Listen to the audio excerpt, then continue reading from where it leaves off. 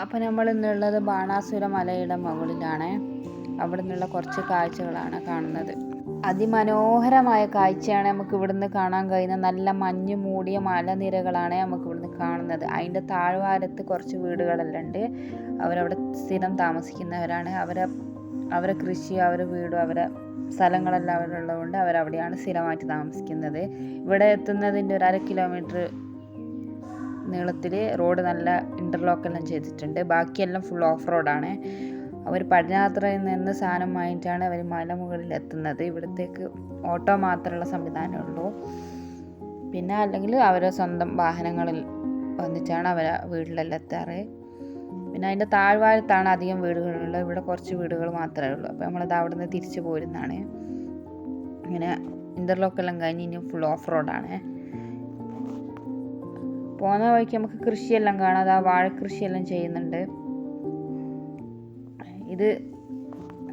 ഇത് പുൽത്തൈലത്തിൻ്റെ പുല്ലാണ്. ഇത് നമ്മൾ ഒരു കഷ്ണം മുറിച്ച് മണക്കുമ്പോൾ തന്നെ പുൽത്തൈലം നമുക്ക് മണക്കാൻ പറ്റും. ഇതിൽ നിന്നാണ് പുൽത്തൈലം ഉണ്ടാക്കുന്നത്. അവിടെ നമ്മൾ പോകുമ്പോൾ അധികം കാണാൻ പറ്റും ഈ പുല്ലുകളെല്ലാം. ഇവിടെ നിൽക്കുമ്പോൾ മലേൻ്റെ മേലെല്ലാം കോട മൂടിയിട്ട് അതിമനോഹരമായ കാഴ്ചയാണ് നമുക്ക് ഇവിടെ നിന്ന് കാണാൻ കഴിയുന്നത് കേട്ടോ. ഇവിടെ കുറേ ട്രെക്കിംഗ് ലൊക്കേഷൻ ഉണ്ട്. അതിലൊരു ട്രെക്കിംഗ് ലൊക്കേഷനാണ് ഈ കാണുന്നത്. ഇനി നമ്മളിതാ കുറേ റോഡുകളുണ്ട്. അതിൽ ഒരു റോഡിലേക്ക് ഇങ്ങനെ തിരിഞ്ഞു പോകുമ്പോഴുള്ള കുറച്ച് കാഴ്ചയാണിത്.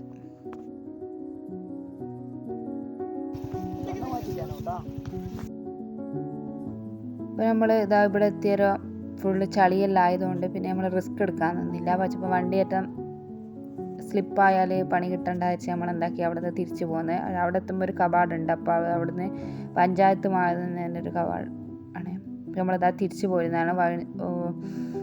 വൈകുന്നേരം ആയതുകൊണ്ട് വെറുതെ നമ്മൾ റിസ്ക് എടുക്കുന്നില്ല. വന്യജീവി എല്ലാം ഇറങ്ങുന്ന സമയമാണ്. അതുകൊണ്ട് നമ്മൾ തിരിച്ചു പോരുകയാണ്. പോകുമ്പോൾ അതാ കുറച്ച് വീടുകളെല്ലാം കാണാൻ കഴിയുന്നുണ്ട്. ഇനി അങ്ങോട്ട് നല്ല റോഡാണ് കേട്ടോ. കുറച്ച് നല്ല റോഡും കുറച്ച് ഓഫ് റോഡും അങ്ങനെയാണ് ഉള്ളത്. താഴോട്ട് എത്തിയതുകൊണ്ടാണ് ഇങ്ങനത്തെ നല്ല റോഡ്. മേലോട്ടെല്ലാം പിന്നെ റോഡൊന്നുമില്ല, ഫുൾ ഓഫ് റോഡാണ്. പോകുമ്പോൾ ഇതാ ഇഞ്ചി കൃഷിയെല്ലാം ചെയ്യുന്നുണ്ട് ഇവിടെ.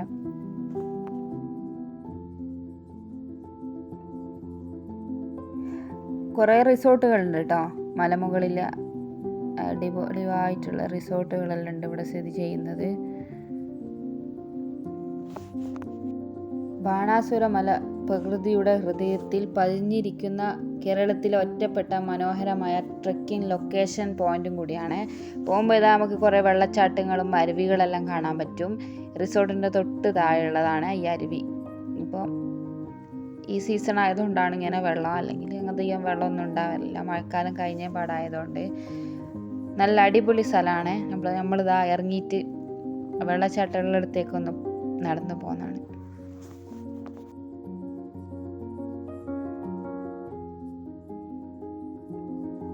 അപ്പോൾ ഇതാ ഇവിടെ നമ്മൾ താഴെ എത്തിയിട്ടുണ്ട് കേട്ടോ. ഇവിടെ പിന്നെ തിരുമ്പുന്ന കല്ലുകളെല്ലാം ഉണ്ട്. ഇവിടെ ആൾക്കാർ തിരുമ്പുന്നല്ലൊരു സ്ഥലം തോന്നുന്നുണ്ട്. ഇവിടെ നല്ല തണുപ്പെല്ലായതുകൊണ്ട് നല്ല നാച്ചുറൽ തണുപ്പും വെള്ളം തന്നെ മലേൻ്റെ മേളിൽ നിന്ന് വരുന്നതുകൊണ്ട് നല്ല തണുപ്പെല്ലാം ഉണ്ട് കേട്ടോ.